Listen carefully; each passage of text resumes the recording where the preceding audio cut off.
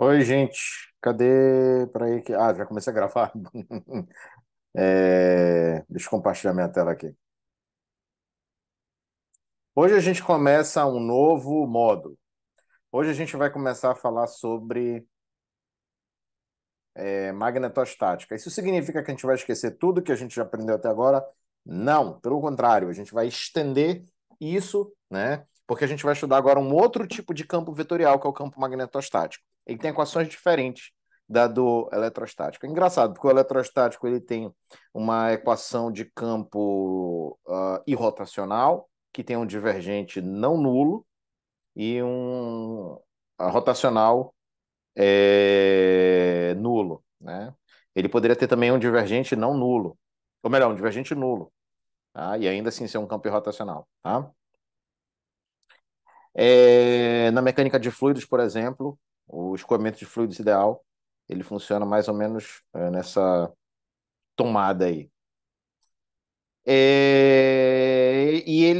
O campo magnetostático, por outro lado, ele tem um divergente nulo, que é a lei de Gauss do magnetismo, vai dizer não existem monopólios magnéticos.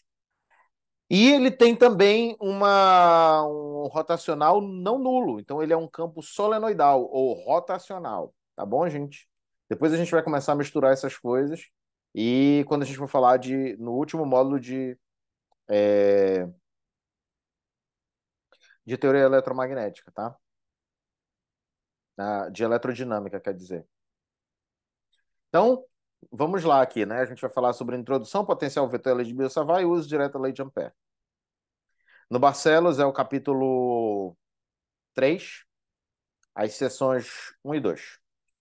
Aqui. Pergunta norteadora: quais as equações fundamentais da magnetostática e como usar a lei de Ampère na forma integral? Lei de Ampère na forma integral é um tópico de física 3.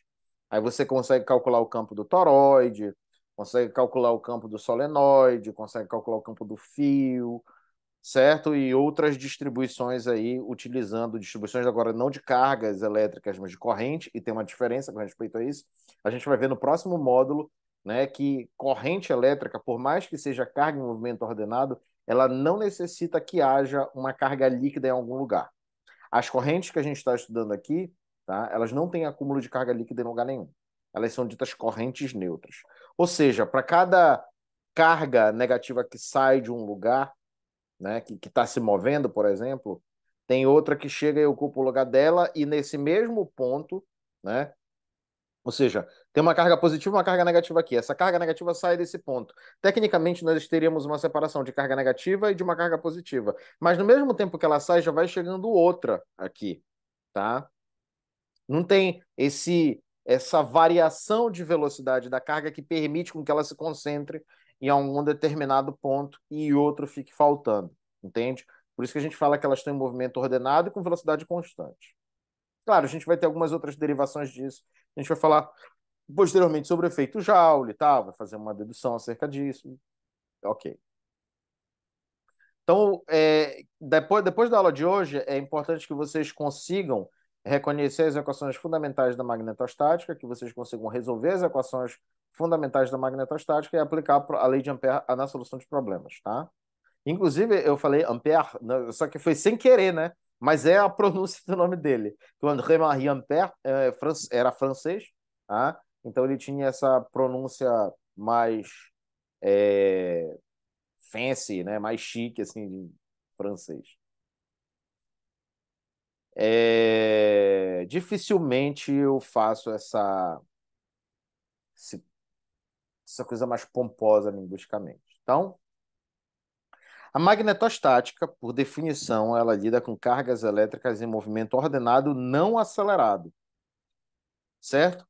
As equações que a regem são: o divergente de B é zero, tá? O divergente do campo magnético, B é o nosso campo magnético, o divergente do campo magnético é zero, e o rotacional do campo magnético é não nulo, tá bom?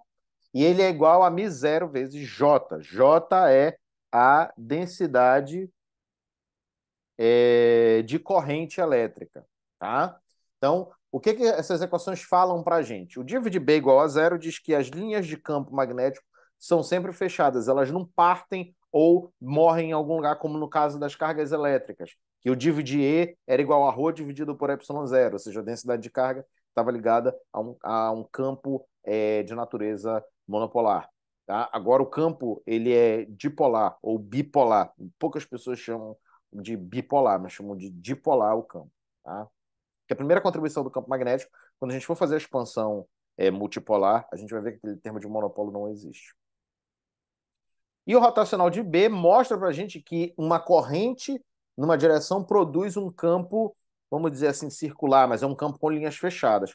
Essa ideia de que o rotacional de B é igual a zero, ela digamos assim, complementada de que os campos formam linhas circulares também pelo divergente de B igual a zero. Porque se você pega um campo vetorial e calcula o fluxo dele através de qualquer região, significa que todas as cargas que saem de um lugar, saem por uma parte, entram, todas as cargas não, todas as linhas de campo que entram por uma parte da superfície gaussiana saem do outro lado. Então não tem concentração de linhas de campo, o que seria expresso pela. Só um segundinho que eu vou aqui conectar minha bateria.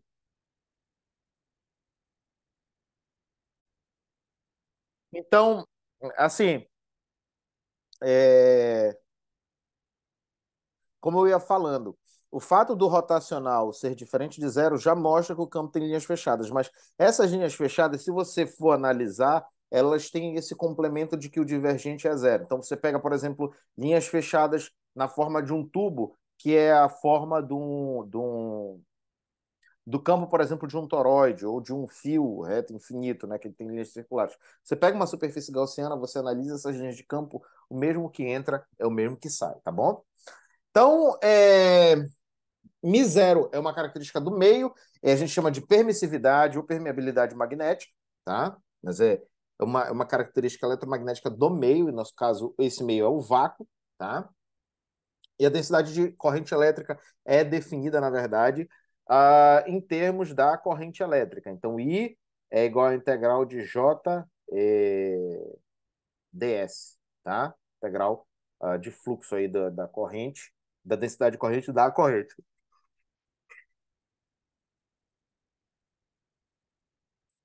Na como o divergente de B é igual a zero, diferentemente da eletrostática, a gente vai agora pegar um potencial não mais escalar, mas um potencial vetor.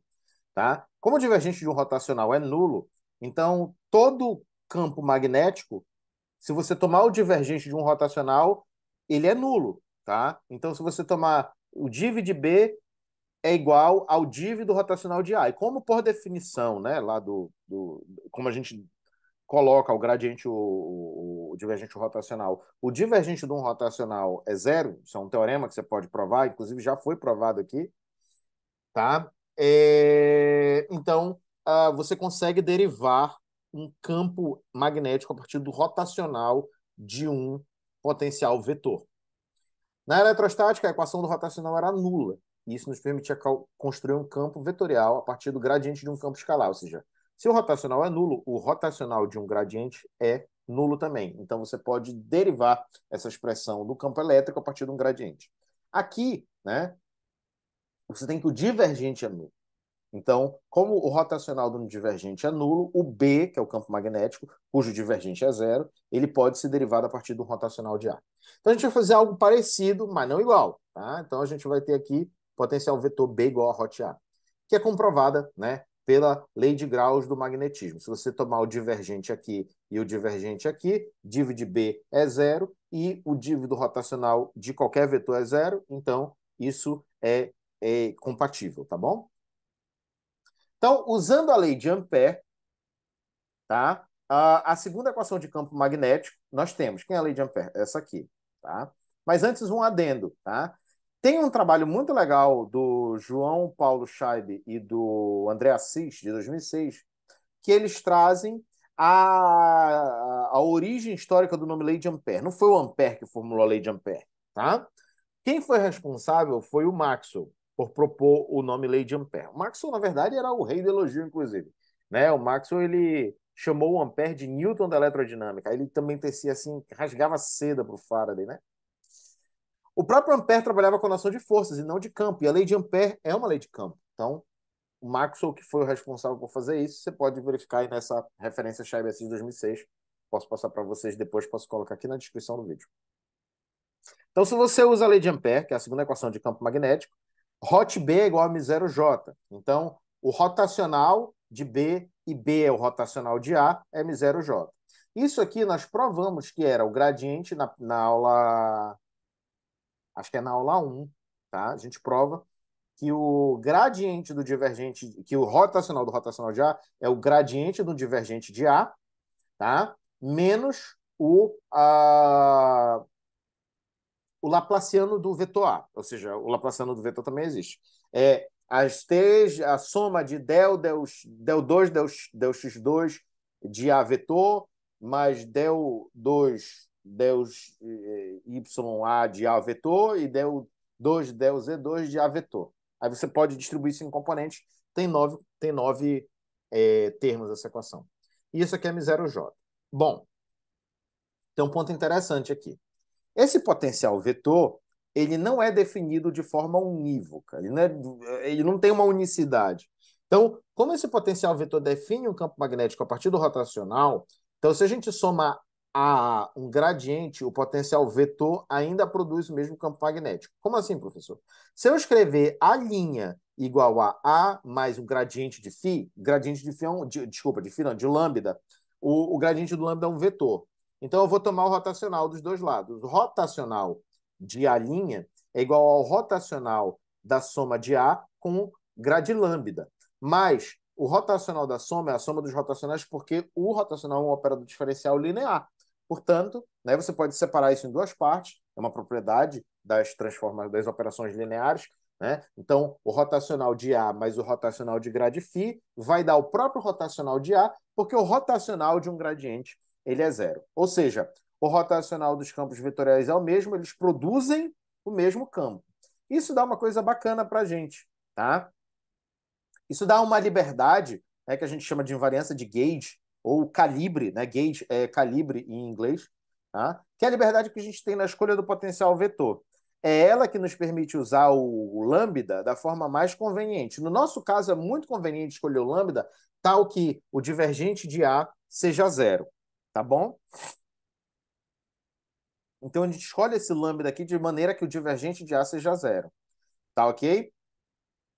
Essa é uma escolha muito interessante, porque ela nos retorna uma equação do tipo Poisson que nós já resolvemos na eletrostática. Então, assim, a equação diferencial para o potencial vetor na magnetostática é a mesma, exceto, claro, que na eletrostática a equação de Poisson era para um campo escalar, agora para um campo vetorial. Mas, como é uma equação diferencial para um campo vetorial, a gente separa em três componentes escalares que têm a mesma solução.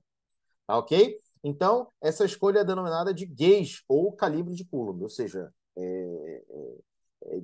dizer que o div de A é igual a zero, a gente chama de gauge de Coulomb. A gente vai usar o gauge de Maxwell no trabalho com as equações de onda eletromagnética, porque é mais conveniente. Aqui é mais conveniente dizer que o div de A é igual a zero, mas a gente tem essa liberdade, tá bom? Se você quiser usar o gauge de Maxwell aqui, você pode, mas não vai dar bom, tá? Então, finalmente a gente chega na equação de Poisson, tá? Se o divergente de A é zero, ó, então a gente fica com menos nabla 2A igual a M0J, tá?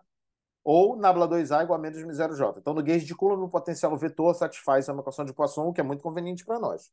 Então, com uma equação escalar para cada uma das componentes de J e cada uma das componentes de A gente depois reúne isso. O A, que é o potencial vetor num ponto P, ele é μ0 dividido por 4π, integral no volume da densidade de corrente, tá? Para pontos sobre a fonte, ou seja, um fio, ponto sobre o fio, uma esfera girando, carregada, girando, pontos sobre a esfera carregada girando. Sobre um toroide, pontos sobre o toroide, né? Enfim, sobre a fonte, sobre quem produz o campo magnético. Agora, a fonte do campo magnético, reiterando com vocês, ela não é mais a carga elétrica, ela é a carga elétrica em movimento, ou seja, a corrente elétrica em movimento ordenado, por assim dizer. Por que eu estou falando em movimento ordenado? Existe lá na Física 3 uma grande discussão entre o que é corrente e o que é movimento aleatório de carga. Porque as cargas podem estar em movimento mas esse movimento é um movimento desordenado que tem média de velocidade zero. Isso implica em dizer que, na média, essas cargas estão paradas, tá? E a gente teria uma situação eletrostática.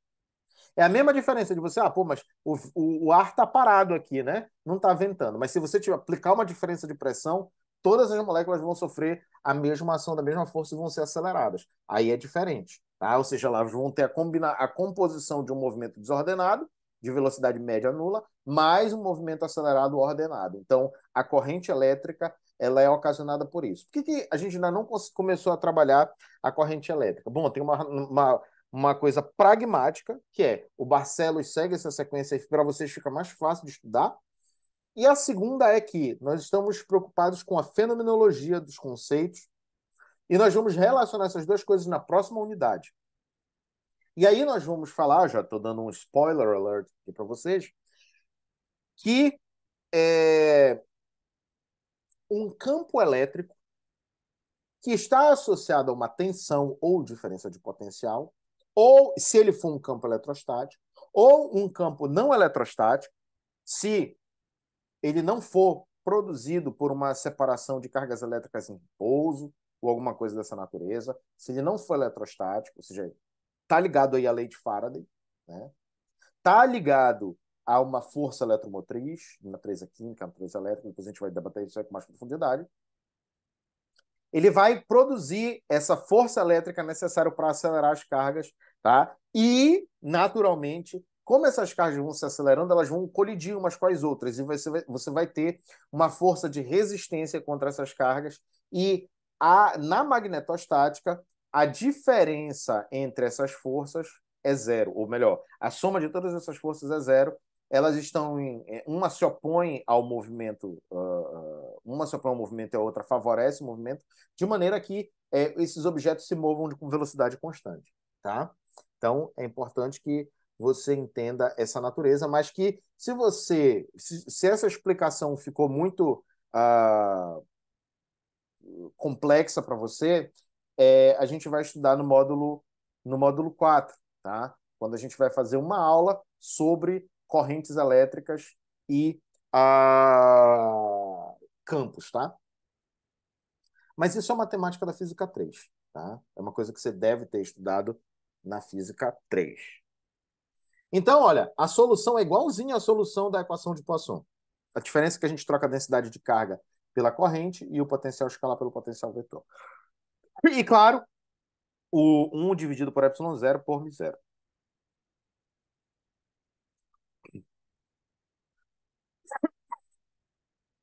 Diga-se de passagem, isso aqui, 1 sobre 4π módulo de Rp menos Rf vetor é a função de Green da equação de Poisson. E o μ0j é aqui a fonte, né, que está aqui.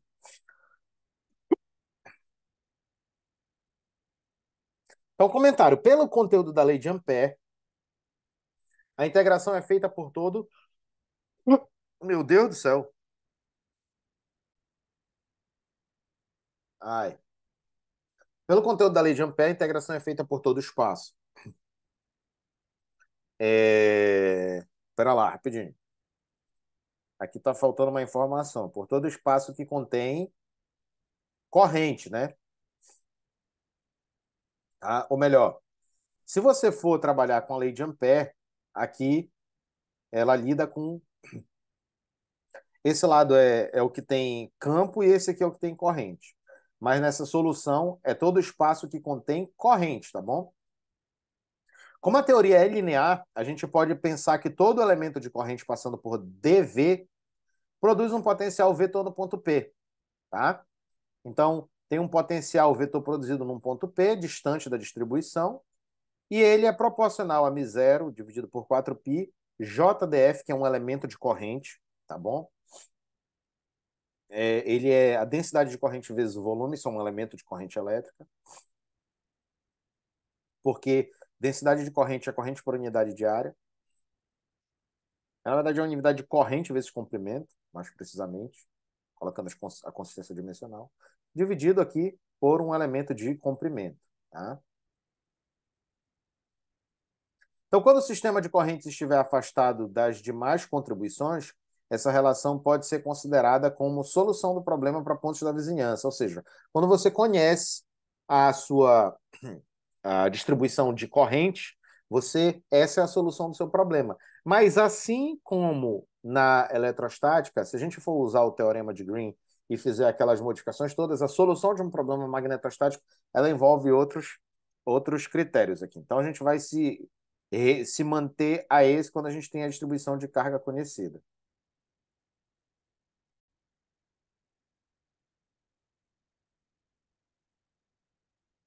O campo magnético, gente, quando a gente tomar o rotacional com respeito às coordenadas do ponto, tá? A gente vai obter essa expressão aqui. Ele é M0 dividido por 4π integral sobre o volume da distribuição de corrente, de J vezes RP menos RF vetor, tá? Vezes aqui não, produto vetorial, tá? Então, J vetorial RP menos RF vetor, dividido por módulo de RP menos RF ao cubo. Aí você vai perguntar, professor, mas o campo magnético depende do inverso do cubo da distância? Não, ele depende do inverso do quadrado da distância também. Aqui, ó, ele não está orientado aí ao longo da linha, né, que une ponto e fonte. Ele é perpendicular tanto a essa linha quanto à densidade de corrente, tá? Por conta desse produto vetorial.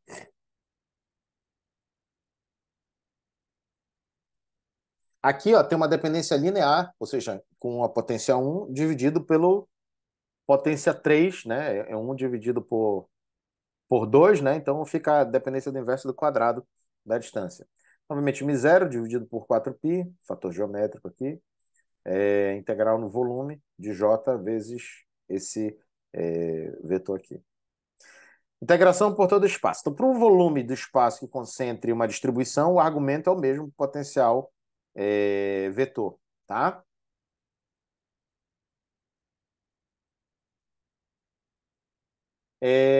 Lei de Biot-Savart. Tais leis são conhecidas como Lei de Biot-Savart, embora nem Biot e nem Savart tenham produzido no formato de campo magnético. Ela é o análogo da Lei de Coulomb para a eletrostática. Essa aqui, ó. Tá?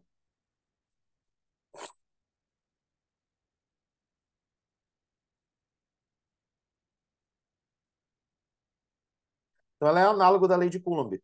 Lembra? Aqui era o μ0 vira 1 dividido por ε0. Esse ρ, esse J aqui, ele vira um ρ. Esse produto vetorial não existe. E aqui é o campo elétrico. Tá? E ele depende diretamente da linha, a direção dele está ao longo da linha que une, né? O ponto e a fonte.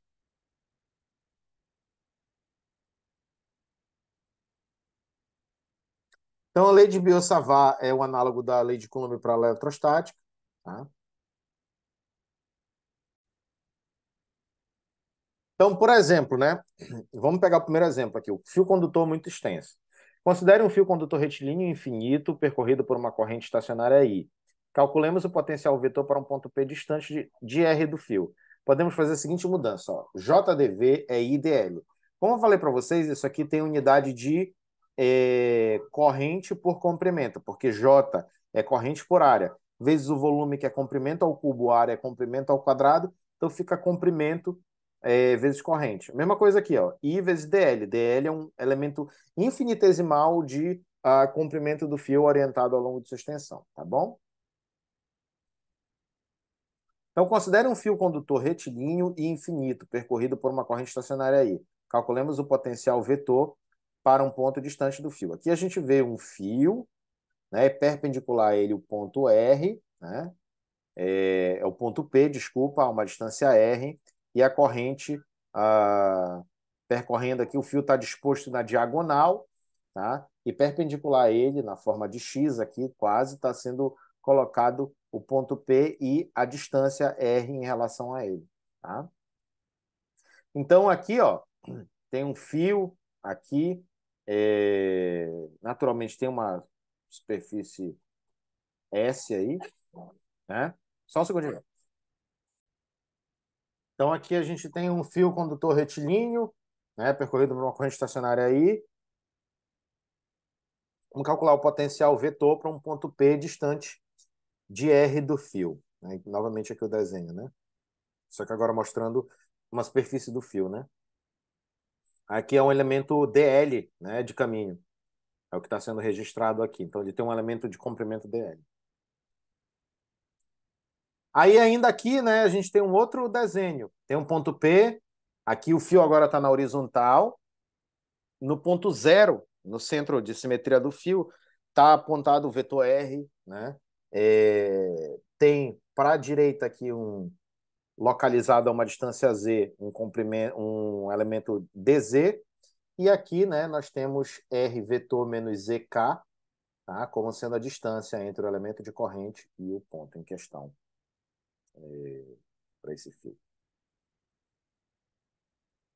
Aí, quando você calcula, bota naquela expressão toda, o potencial vetor devido ao fio infinito em um ponto do espaço pode ser escrito como A vetor é igual a menos μ0i dividido por 2π log natural de R, K vetor, mais A0 vetor, em que A0 vetor é uma constante infinita. A interpretação. A0 vetor é um vetor de módulo infinito. É comum aparecerem resultados infinitos em cálculos físicos. Um caso é o do potencial da linha infinita na eletrostática. Outro é o da energia de interação mútua entre cargas mais a alta energia, como a gente já falou agora na última aula. Todos esses casos envolvem um processo de regularização, que se trata de separar a parte finita da parte infinita. Em geral, a parte infinita pode ser de fato ignorada, pois ela some na diferenciação, como é esse caso, mas nem sempre é o caso. Por exemplo, quando você for tomar aqui o rotacional, né, esse a zero é uma constante. Infinita? É. Mas aí, para calcular o campo, ele não vai influenciar. Então, no caso em que constantes infinitas são diretamente mensuráveis, que não é o caso aqui do potencial vetor, pelo menos não no contexto clássico, usaremos outras grandezas para absorver essas quantidades, processo denominado renormalização.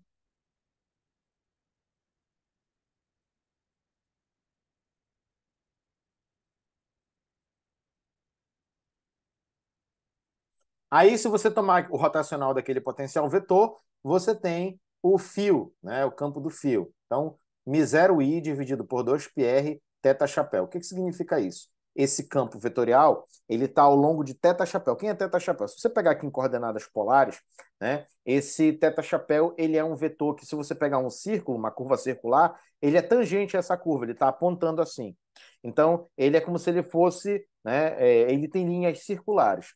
Ele depende do inverso da distância, esse campo. Então, ele vai decaindo lentamente, né, na medida que você vai se afastando. Tá?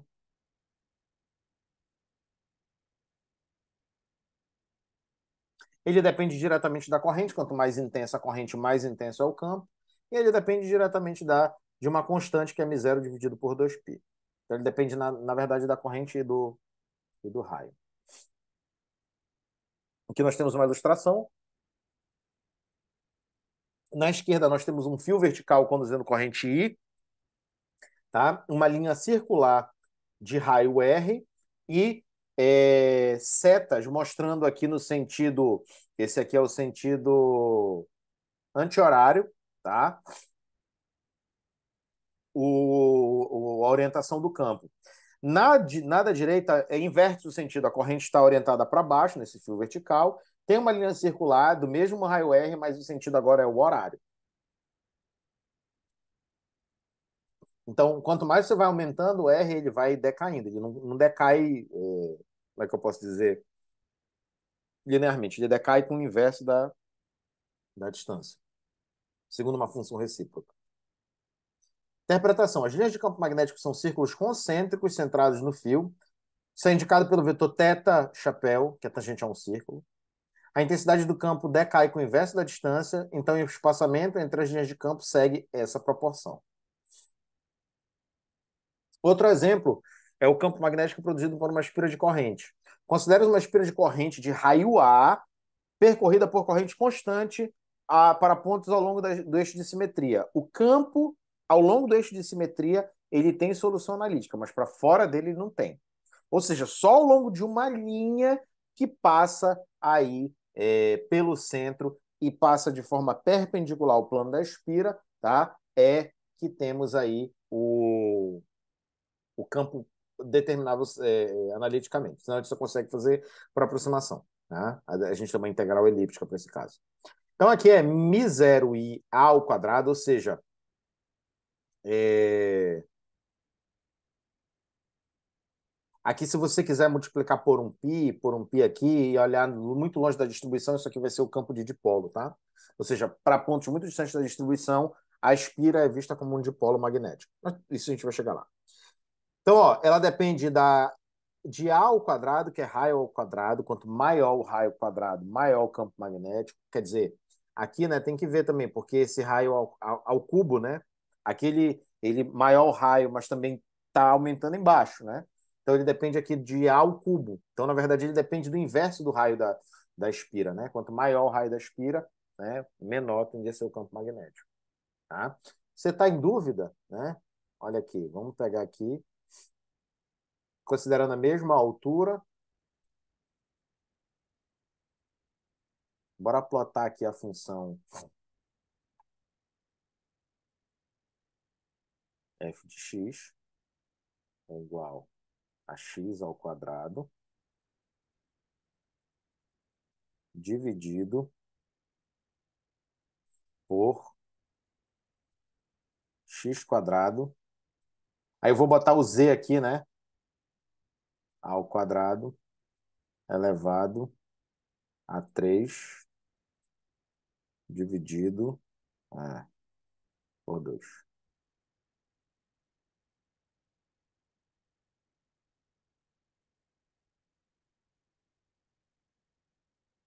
Quando você vai aumentando aqui,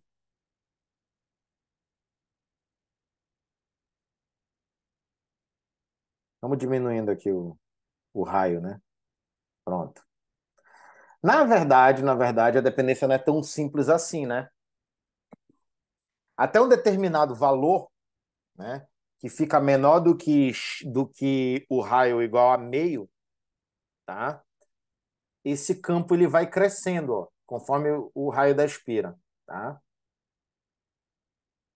E aí depois ele começa a decrescer. Mas o comportamento dele é prioritariamente decrescente, né? Então ele cresce aqui, né, para valores muito pequenos, aí chega a um ponto em que ele decresce. E esse valor está relacionado naturalmente com o valor de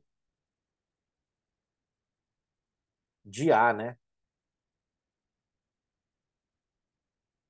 Z igual a zero, a gente já sabe que ele depende do inverso da distância.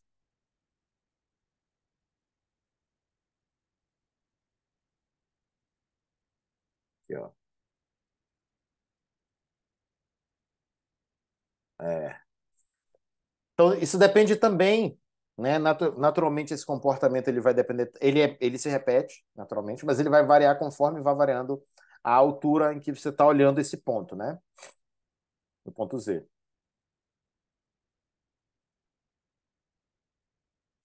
tá? Vamos ver agora aqui, ó. Vou botar aqui 1 dividido. Agora o X, vou botar G de Z. Pronto, para não confundir. 1 dividido por A quadrado, que é o raio, né? Mais Z quadrado. A 3 dividido por 2. Bom, aqui prioritariamente esse comportamento deixa eu apagar aqui o outro. Quanto mais você se afasta da espira, menos esse campo, mais ele decresce, né? É uma função monotonicamente decrescente, aparentemente, né? Pelo menos indo de zero, tá? Que é o centro da espira, até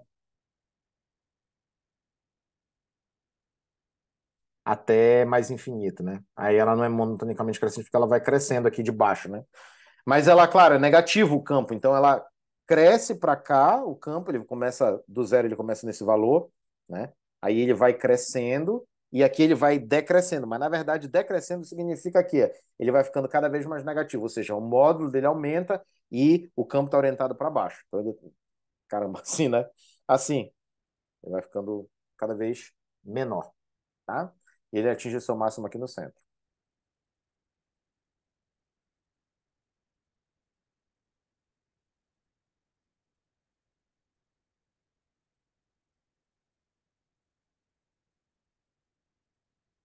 Tá?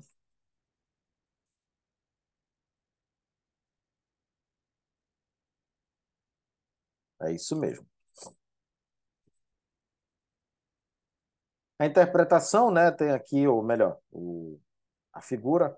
Aqui é mais difícil de descrever essa figura, mas vamos lá. Tem uma espira circular, a corrente percorrendo no sentido horário. No centro dessa espira tem o nosso sistema de coordenadas e a um ponto Z tem o ponto em que a gente está calculando o ponto, o campo. A uma distância R, ao longo da direção radial, nós temos um elemento de corrente localizado como tendo A d θ, ou seja, o DL desse fio é um A d θ, que é um comprimento ao longo desse arco de circunferência, ao longo da direção θ chapéu. Então, Z menos AR chapéu, tá? Vai ser o nosso vetor distância ponto fonte. E aqui o nosso vetor de elemento de corrente é A d θ, θ chapéu. Totalmente em coordenadas polares isso aqui. Na verdade, mais precisamente coordenadas cilíndricas, porque a gente está considerando o Z também.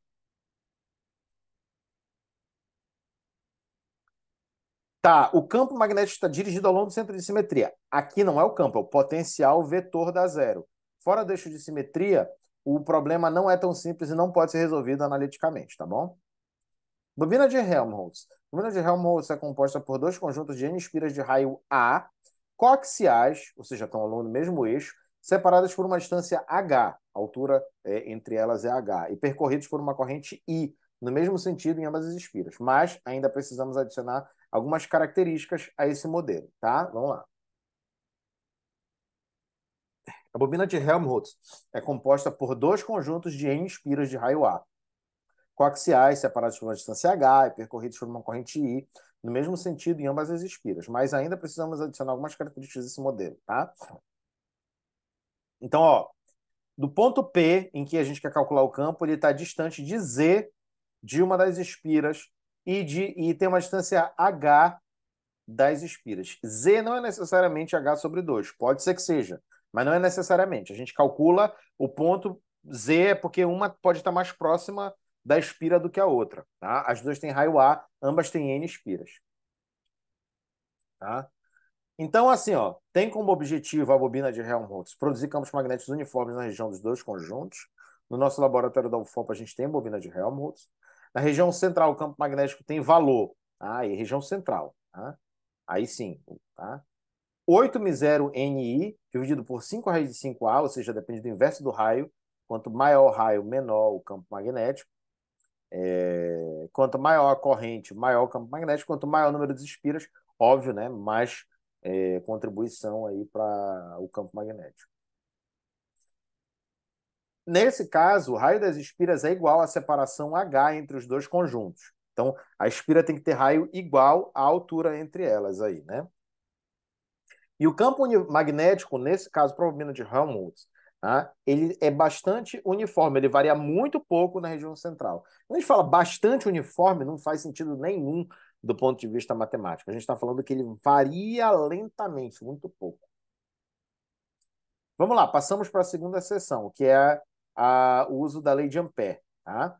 Então, lei de Gauss e lei de Ampère. Usamos a lei de Gauss para determinar campos devido a sistemas com alto grau de simetria na eletrostática, mas ela era válida em qualquer contexto. A mesma coisa, guardadas as devidas proporções, a gente pode fazer o mesmo com a lei de Ampère. Ela é uma lei de fluxo, não de circulação. Por isso que eu falei de guardadas as devidas proporções. A lei de Ampère ela é válida, mas ela pode também ser útil para determinar campos. A lei de Gauss elétrica, tá? Ela era válida em qualquer contexto da eletrostática, mas ela também era útil para calcular campos elétricos. Exemplo, né? Fio. O campo do fio sai pela lei de Ampère muito facilmente. Então, a lei de Ampère na forma integral. Usando a lei de Ampère na forma diferencial, a gente pode transformá-la na lei de Ampère integral usando o teorema de Stokes. Então, aqui você integra na superfície, tá bom? Aí você escreve o integral da superfície de hot B dr, e aqui entra um produto escalar, ele se transforma em B escalar dr, e aqui a integral de superfície de J escalar ds, tá? É a própria corrente. Então, gama, que eu coloquei aqui, é uma curva fechada orientada, e dr são elementos infinitesimais de linha nessa curva.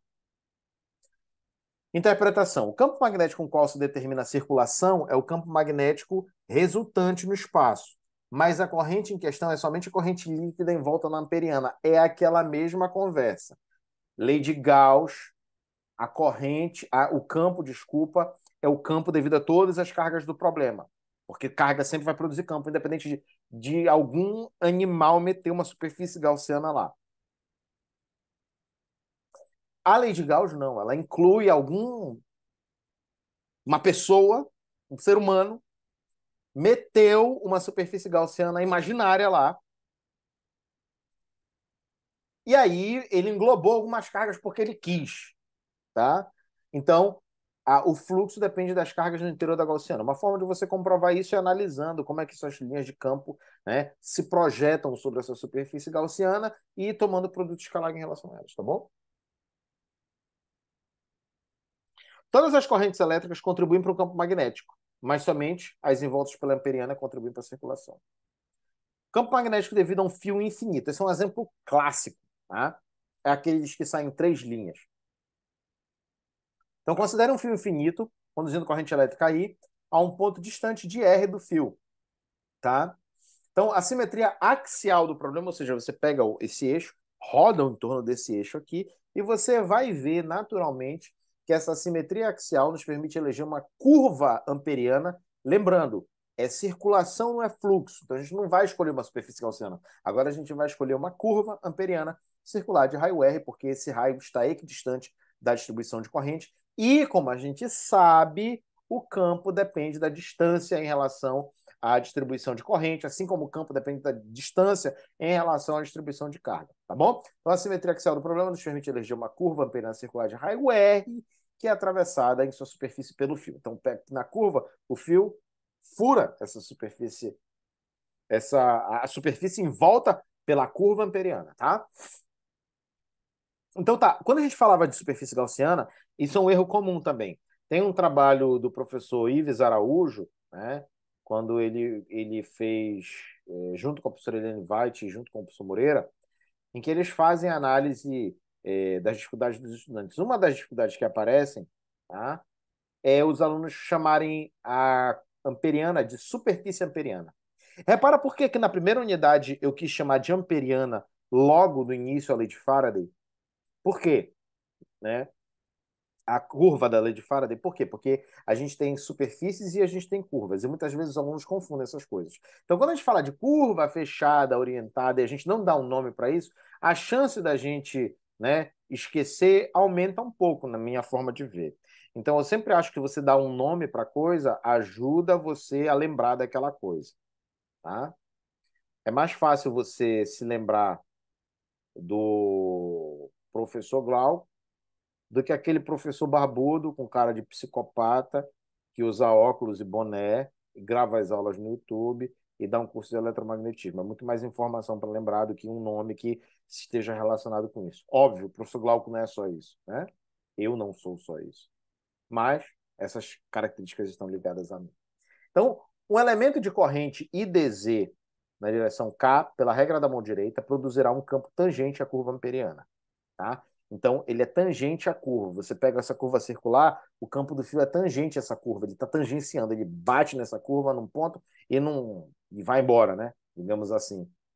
E aí, óbvio, estou falando com pessoas aqui que conhecem de matemática, né? Se você tivesse sendo introduzido a ela, apresentado, eu ia te falar dessa outra forma, mais bonita, mais bacana, né? Dar aula é um processo, é um relacionamento. E assim como um relacionamento, né? Não só nos amorosos, mas também nos de amizade e tal. Você quer sempre se apresentar ou quer apresentar a coisa do seu interesse da melhor forma possível para que a pessoa possa compreendê-la, para que a pessoa possa aceitá-la e tal, né? Então aqui não é diferente. Por isso que eu estou falando dessa maneira para vocês, mas eu me toquei que a gente já tem um relacionamento aí, ou melhor, você já tem um relacionamento aí com a matemática e com a física bem mais longo do que outras turmas com quem eu tenho trabalhado. Então, como o fio está equidistante, não que vocês sejam melhores e que os outros sejam piores ou vice-versa, mas é que vocês estão em níveis diferentes de introdução daquela coisa. Então, naturalmente, eu falei isso aqui, mas não me dei conta disso, né, no momento que estava falando, e me dei conta logo depois. Então, como o fio está equidistante da amperiana e a corrente elétrica é a mesma para todos os pontos, não há por que supor que haveria variação no campo sobre essa curva, tá? Porque a amperiana está equidistante de todos os pontos da amperiana estão equidistantes do fio. Então, o campo magnético pode ser obtido facilmente como tendo o módulo B igual a μ0i sobre 2πr ao longo da direção tangencial à curva amperiana. Tá?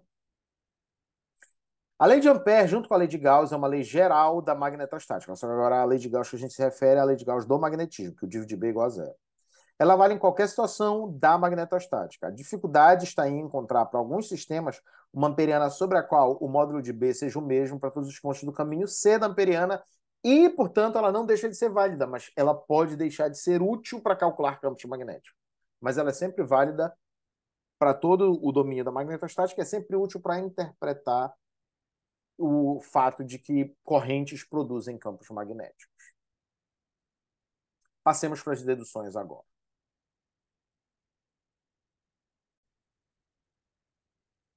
Primeira dedução, tá?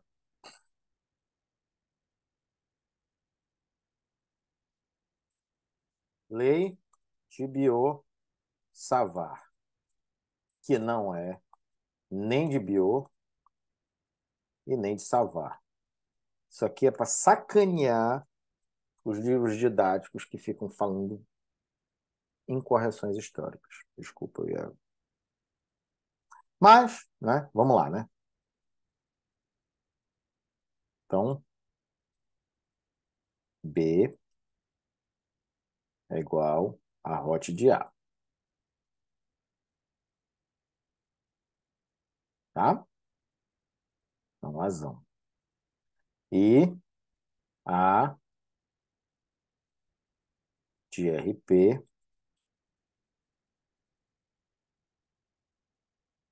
é igual μ0 dividido por 4π integral de V J de RF. Assim, olha, como a gente escreve RF e RP, R ponto e fonte, a gente tem uma percepção melhor de uma coisa legal agora que eu vou colocar aqui para vocês. Tomei coragem de fazer isso.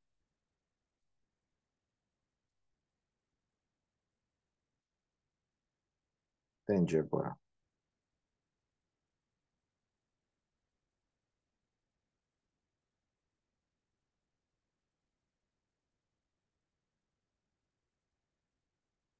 É o módulo de RP menos RF.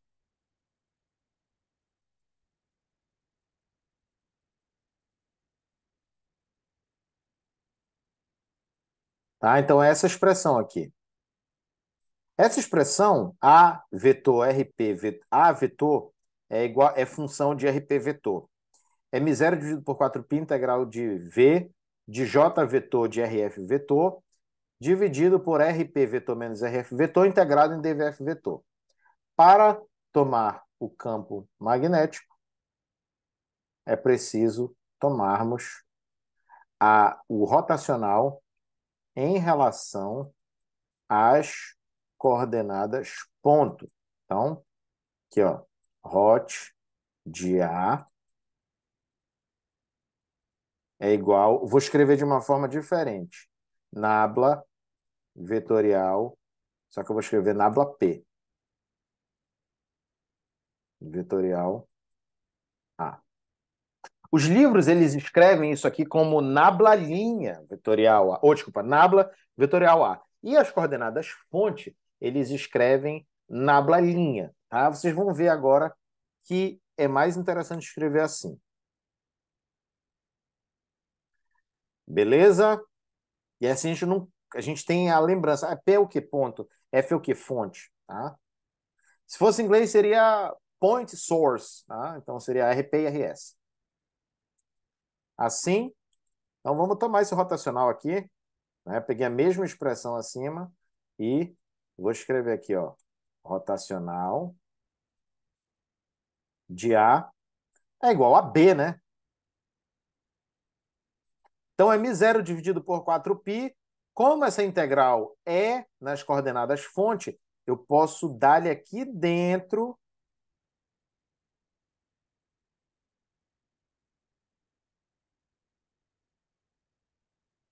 eu vou dar-lhe aqui dentro o nabla P times vetorial, isso aqui, ó. J vetor de RF e RP menos RF vetor. Gente, então, o rotacional de um produto de escalar por vetor, e aqui necessariamente são funções vetoriais, ele é 1 dividido por RP menos módulo de RP menos RF, que é o nosso escalar, é o escalar vezes o rotacional do vetor,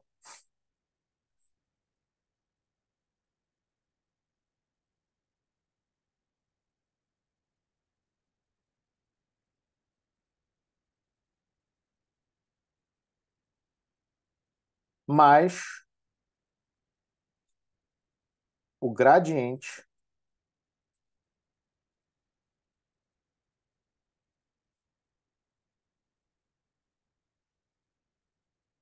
de 1 sobre módulo de RP vetor menos RF vetor, que é o gradiente do escalar, vetorial o vetor, que é o J.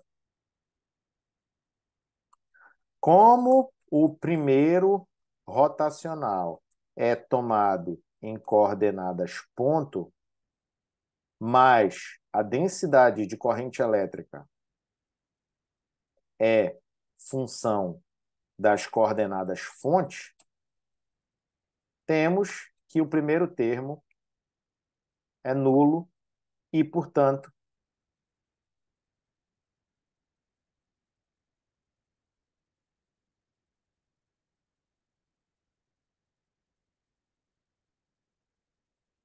tá? Esse termo é zero.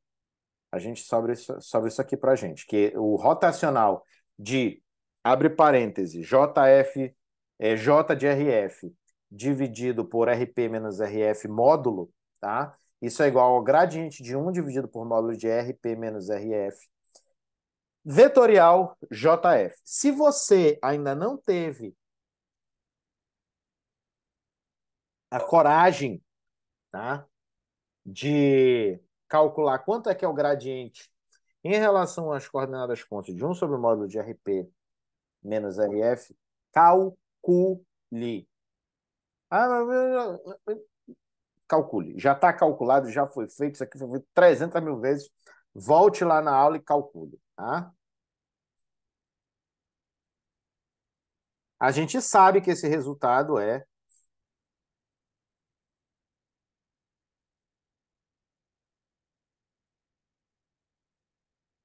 o resultado. Isso aqui é menos RP menos RF vetor dividido pelo módulo de RP menos RF vetor ao cubo. Tá? Então, é isso aqui ao cubo e é negativo.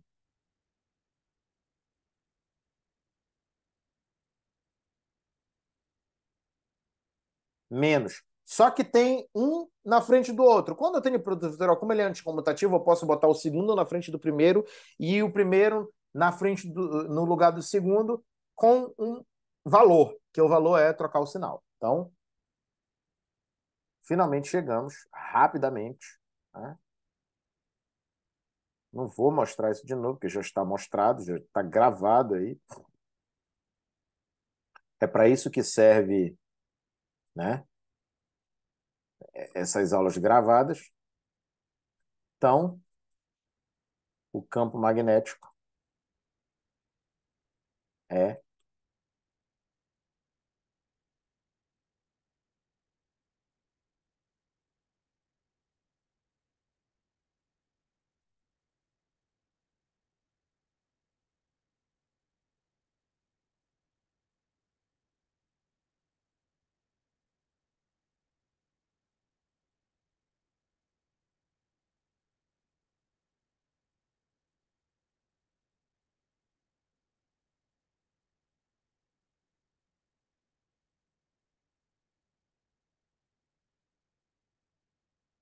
Pronto.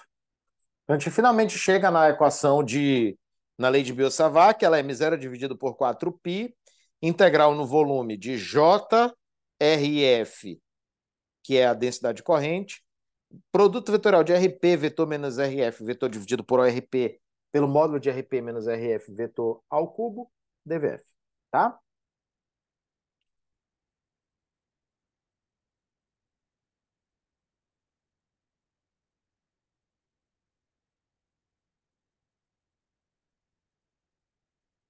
Vamos calcular agora o campo magnético devido ao quê?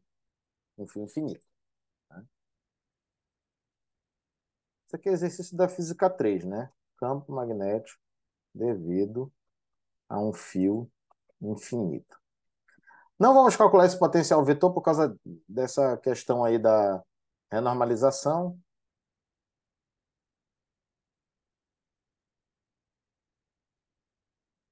Tá?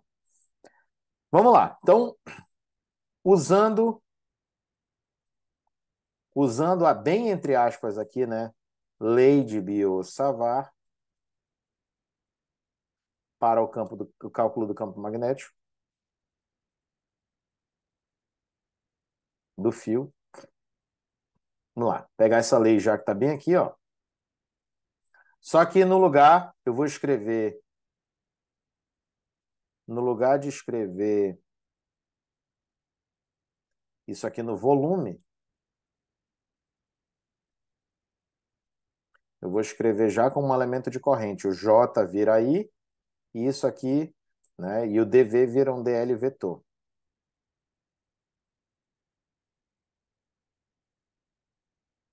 Tá? Por que eu não escrevi DR para elemento de linha? Porque a gente já tem uns R aí, a gente vai com. É capaz da gente confundir, né? Eu chamo de RL, R', né? Enfim, elemento de linha. Então, e aqui já não é mais no volume, né? Aqui, essa integral ela já é feita ao longo do comprimento do fio.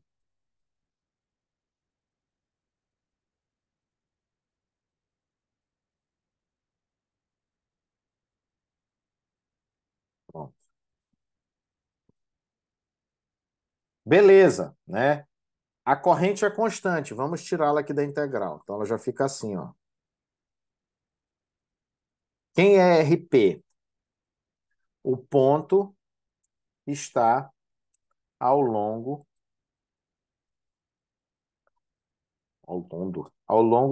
do plano XY. Por quê, professor? Bom, se você está aí com um fio infinito, amigão, você sobe um pouco Z, continua infinito. Você baixa um pouco Z, continua infinito. Ele vai estar sempre no plano XY, tá? Então, o fio é infinito.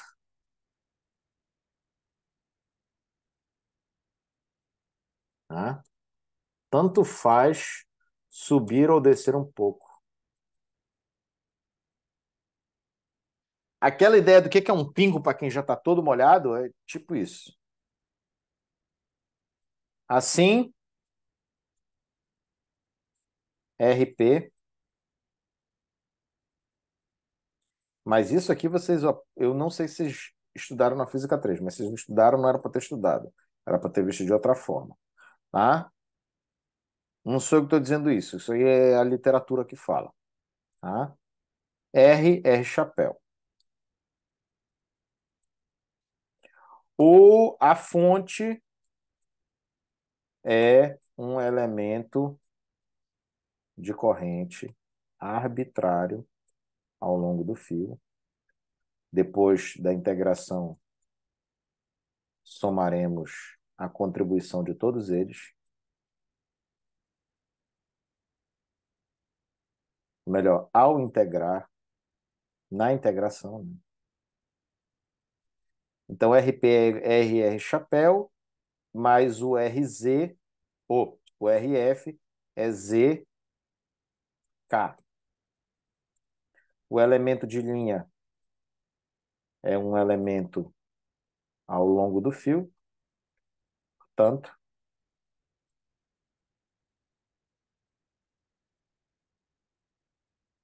DL é igual a dzk, tá? Ou seja, a gente está variando ao longo do comprimento do fio. Introduzindo tudo isso na lei de Biot-Savart, bem entre aspas, né?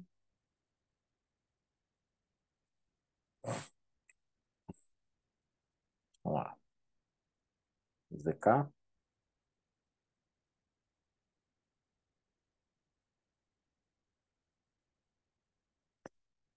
Aqui RP menos RF é R, R chapéu menos ZK.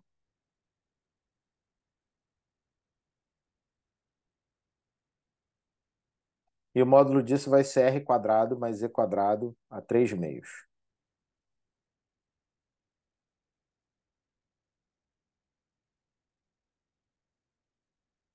Claro, né? Porque o vetor R menos R, RP menos RF, ele é a hipotenusa desses outros dois vetores, o comprimento dele, né? Então, o comprimento desse vetor é isso. Então, é um triângulo retângulo aí. B vetor, RP vetor, é igual, de RP vetor, tá? É igual a μ0i dividido por 4π, integral de menos infinito a mais infinito, tá?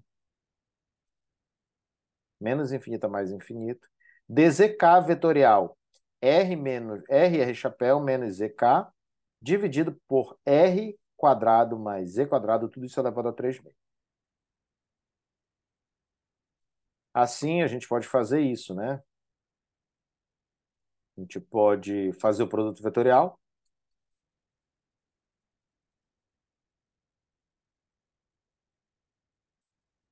Então, o produto vetorial de DZ com R chapéu dá alguma coisa não nula. E o DZ vetorial R, o DZK vetorial DZK dá zero porque é paralelo a ele mesmo. Então, vamos fazer esse produto vetorial aqui.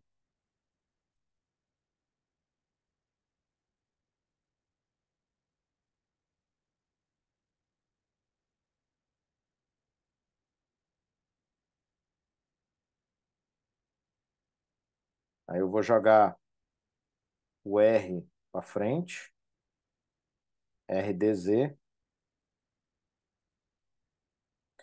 K vetorial R. K vetorial R, ele dá o vetor teta chapéu, tá? Só que como a integral é em Z, esse vetor teta chapéu ele depende só do ângulo teta. Ele sai da integral, tá? Então isso aqui dá K vetorial R dá teta chapéu.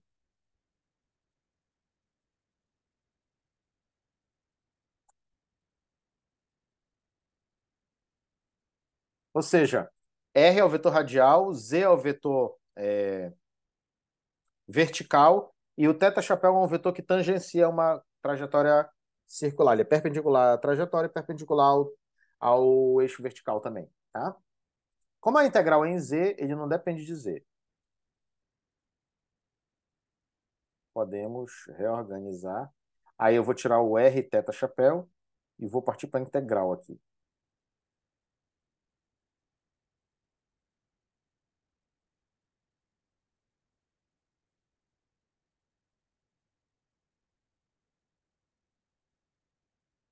Eu vou realizar essa integral aqui.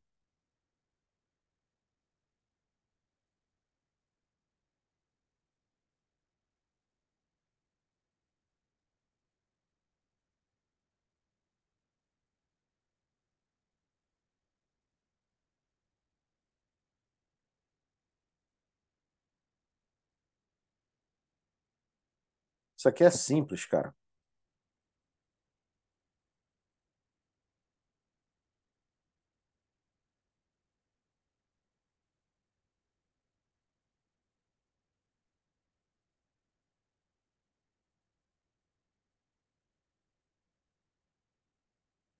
Eu achava que tinha uma forma mais simples ainda de fazer, mas não tem, tá? Então a integral é integral de menos infinito mais infinito de dz de r quadrado mais e quadrado elevado a 3 meio. Vamos fazer a mudança de variável. Z igual a R tangente X.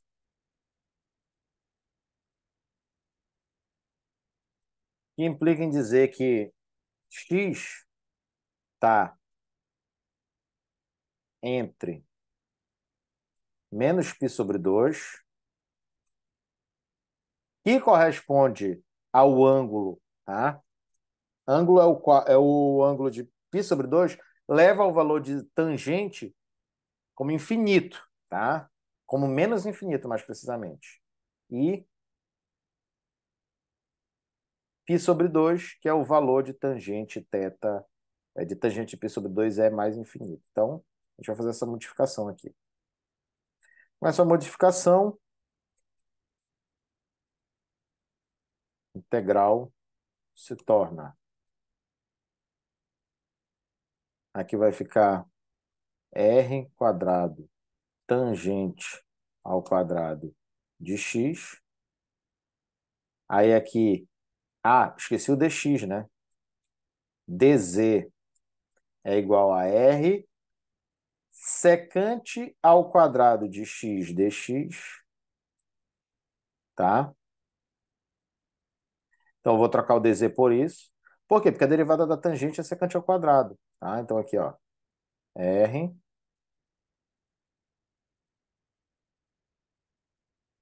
Aí eu vou colocar π sobre 2 até menos π sobre 2 até π sobre 2.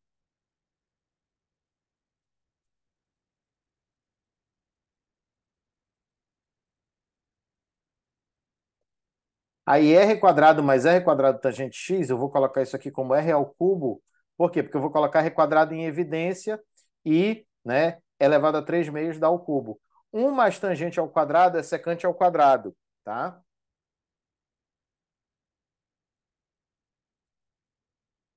1 mais secante ao quadrado, mais tangente ao quadrado é secante ao quadrado, é elevado a 3 meios é secante ao cubo.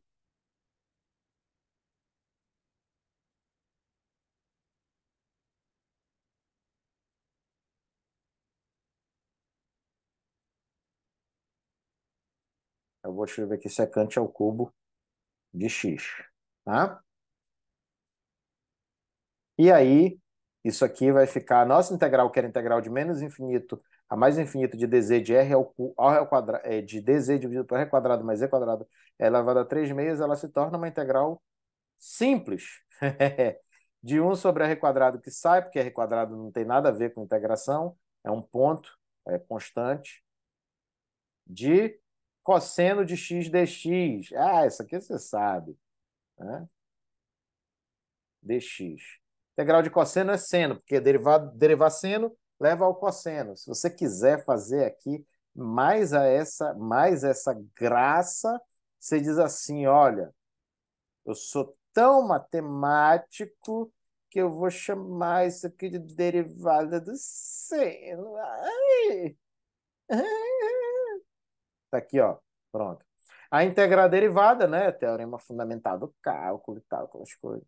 Vai ser o seno de π sobre 2 menos o seno de menos π sobre 2. Como você sabe, o seno é uma função ímpar. Seno de menos alguma coisa é menos o seno da coisa. Então dá 2 vezes esse resultado, né? Dá 2 dividido por r quadrado, né? Então, nossa integral resulta em integral de dz de menos infinito a mais infinito de dz dividido por r quadrado mais z quadrado elevado a 3 meios dá 2 dividido por r quadrado. Tá aqui, ó. Achamos aqui, ó.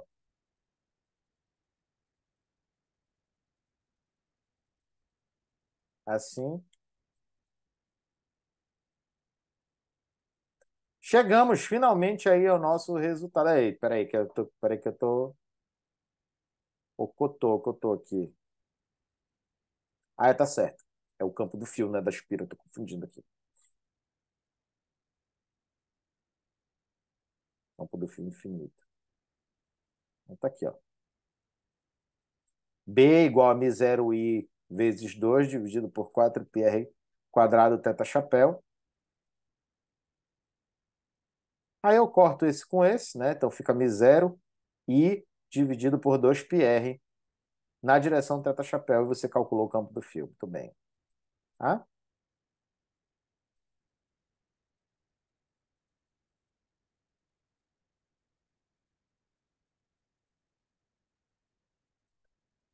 Vamos agora para o campo da espira.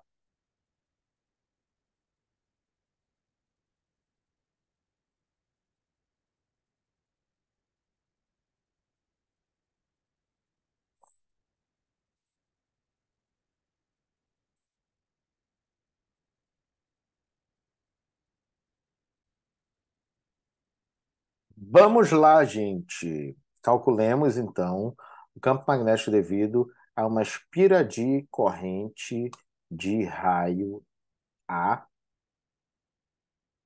percorrida, né, por corrente constante I para pontos ao longo do eixo simetria. Simples. Very simple, tá? Quem é o ponto, tá? Vamos centrar a nossa sistema de coordenadas no centro da espira. Vamos centrar a origem do nosso sistema. Vamos colocar a origem do nosso sistema de coordenadas centrado na espira. Agora sim. Então, RP é ZK.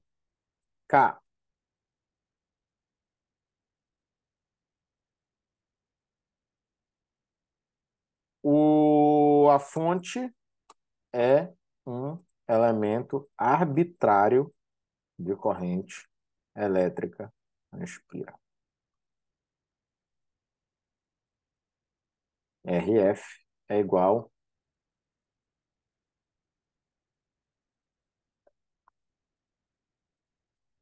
Como eu falei lá atrás, é um elemento de linha ao longo de uma curva circular. Então, ele é um comprimento disso, né, que é um A vezes dθ, ao longo do. Como é que fala mesmo? Tangencial a essa curva. Não, isso aqui é. Oh, calma. Isso aqui é o DL, né?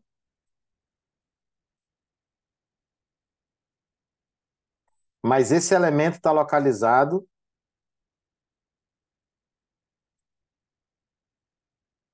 Está localizado na posição RF igual a R, eu vou chamar de A, né, que é o raio da espira, R chapéu. Agora vamos usar aqui a nossa, entre aspas, lei de Biot-Savart, mudando o que tem que mudar. Tá? Então, ó, primeiro, que agora a gente vai integrar ao longo de um círculo. Então, vai de 0 a 2π, irmão. E é a integral de variação.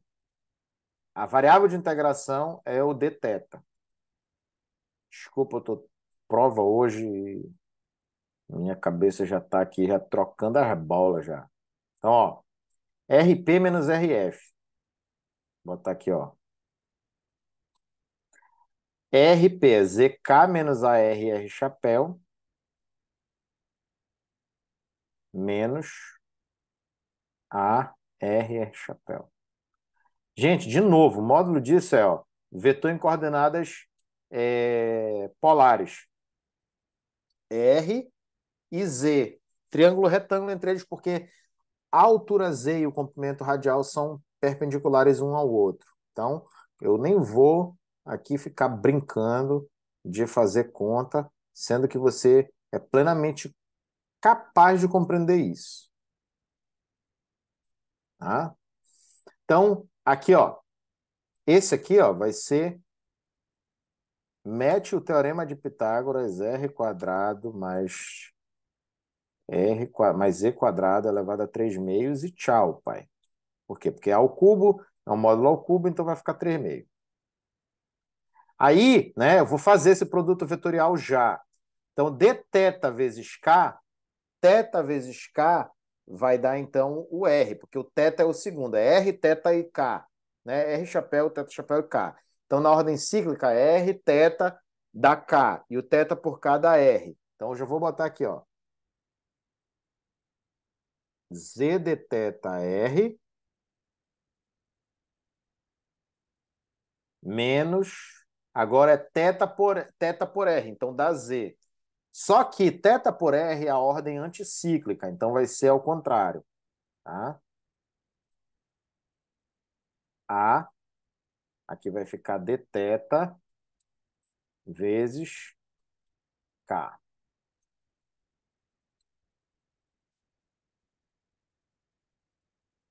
Esse aqui parece que a gente se lascou, né? Mas ele é mais fácil do que o outro.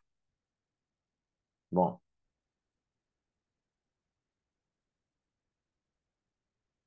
Eu vou botar o dθ aqui, né?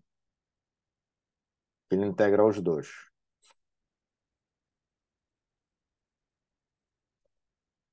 Gente, em primeiro lugar, o único termo que depende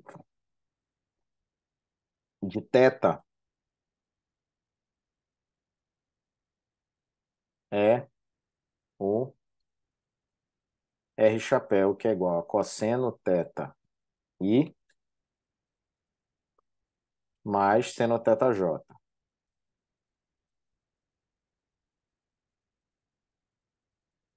Cuja integral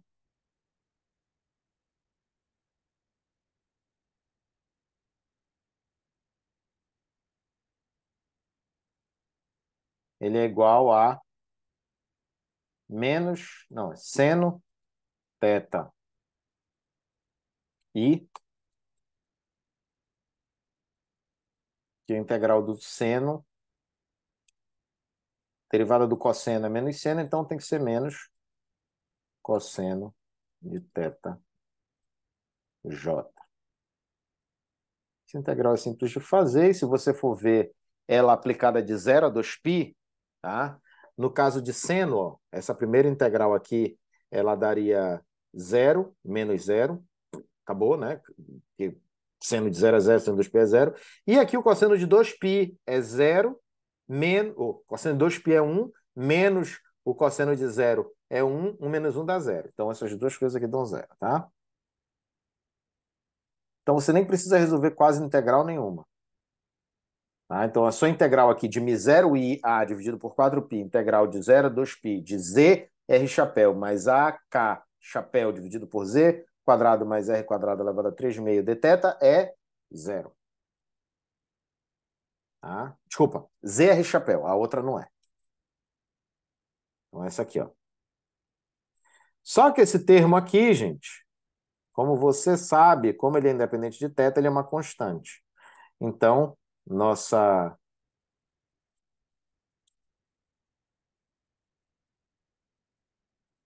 nosso campo magnético está claramente aqui determinado como sendo, ó, como vai sair um A aqui em cima, vai ficar μ0i ao quadrado. Como vai sair 2z quadrado mais r quadrado elevado a 3 meios embaixo, vai ficar isso. E a integral vai sair de 0, de dθ, que vai ser θ de 0 a 2π, vai ser 2π. Então vai cortar com esse 4π aqui embaixo. Vai ficar μ0i a quadrado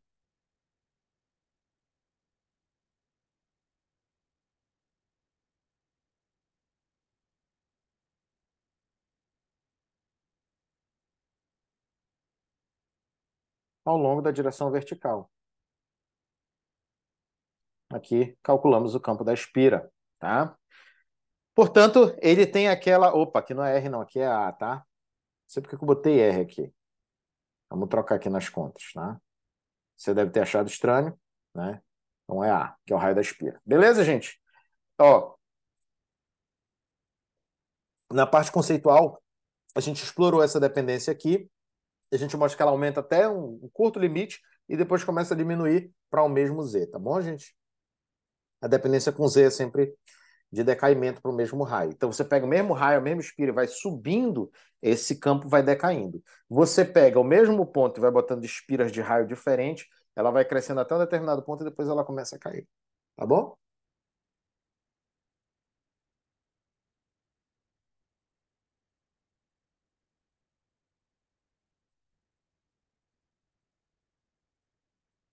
Bom, sobram os exemplos de lei de Ampère. Eu vou cobrar esses aí nos exercícios, porque esse vocês têm que saber lá da Física 3. Hoje acabou. Um forte abraço. Tchau.